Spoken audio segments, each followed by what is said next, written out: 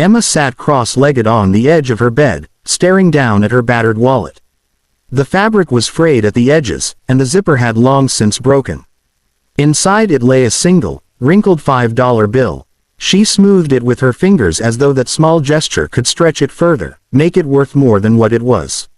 Rent was already late. The landlord had left another note on her door that morning, short, cold, and impersonal. Her electricity bill sat unopened on the counter because she already knew what it said. Emma was used to sacrifice, skipping meals so she could pay for bus fare, patching up the same pair of shoes with tape, taking extra shifts at the hospital until her body ached.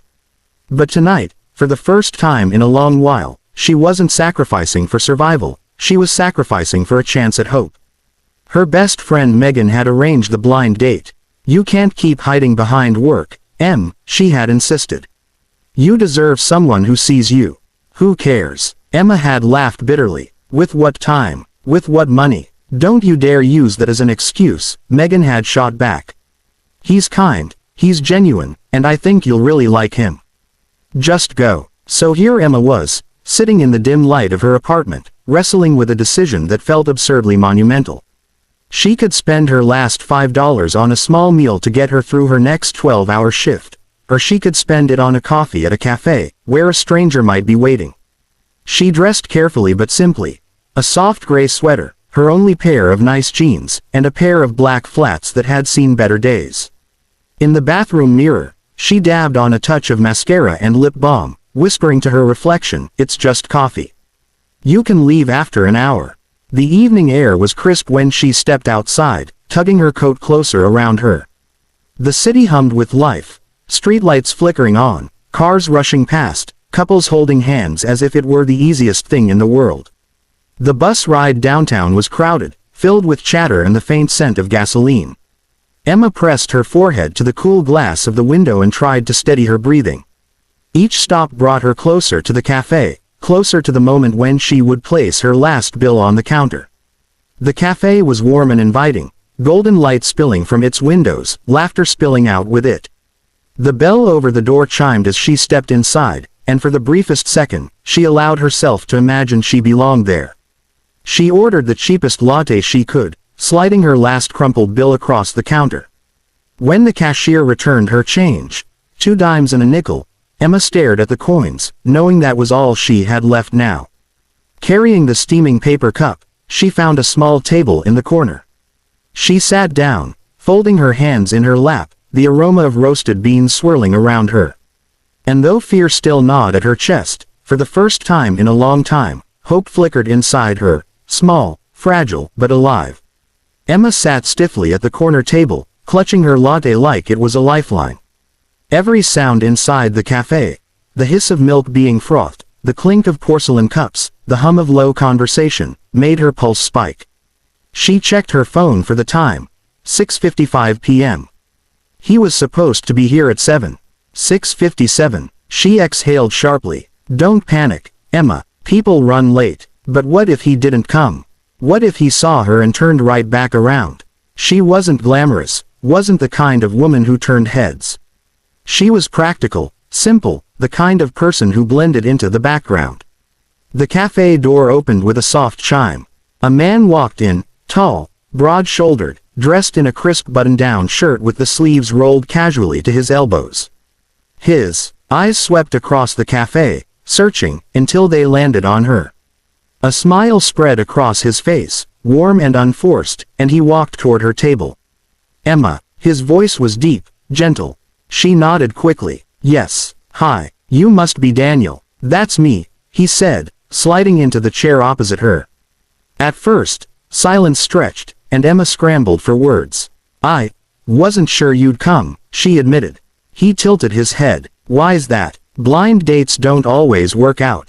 People change their minds." He smiled faintly. "Well, I'm glad neither of us did." Something in his tone eased the knot in her chest. He asked her about her work, not with idle politeness but with genuine curiosity. "You're a nurse, right?" "Yes, I work in the ER.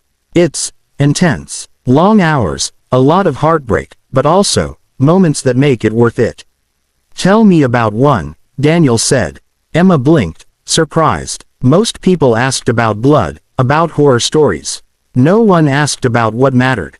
So she told him about the premature baby who survived against impossible odds, how the entire staff had cheered the first time the baby could breathe without the machine. Her eyes lit up as she spoke, her hands moving, and for a while she forgot her nerves. Daniel didn't interrupt. He simply listened, his expression attentive, as though her story was the most important thing in the room. When she realized how long she'd been talking, she flushed. "Sorry. I tend to ramble." Daniel shook his head softly. "I came here to hear you." The words made her heart flutter. The cafe around them blurred into background noise, the rest of the world fading until it was just the two of them. Two strangers who, against all odds, didn't feel like strangers at all. Daniel leaned back in his chair, his coffee untouched.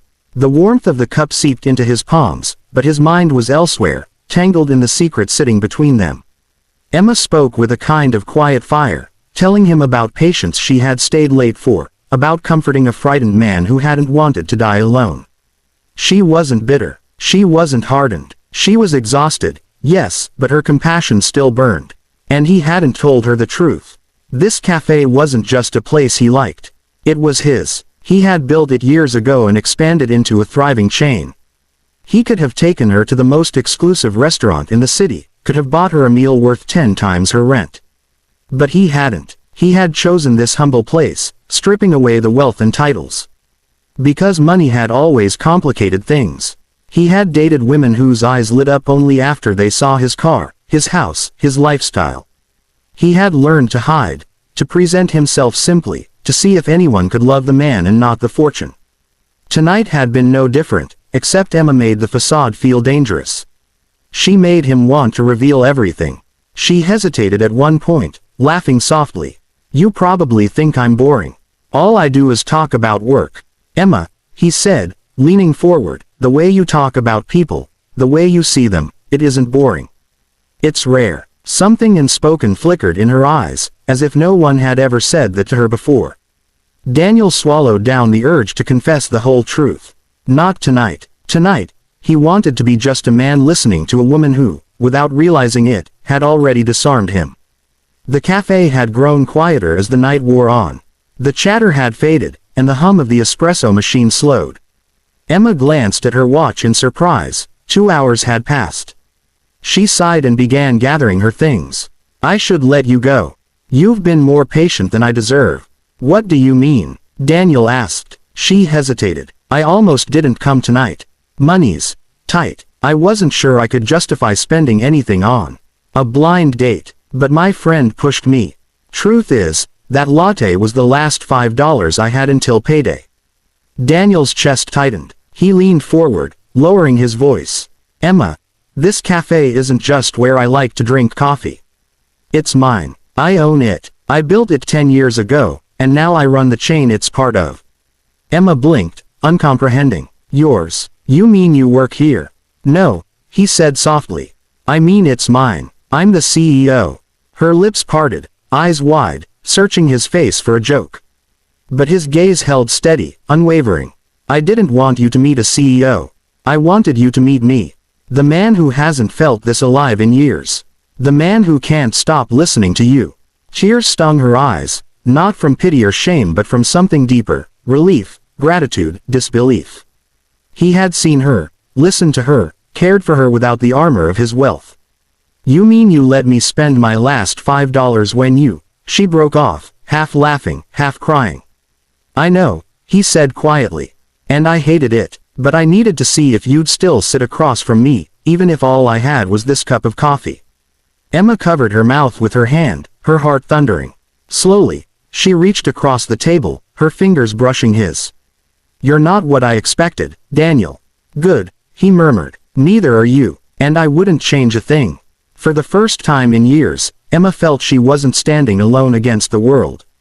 And as the cafe lights dimmed, casting them in a warm glow, she realized this blind date hadn't just been a chance. It was the beginning of something she had almost stopped believing in.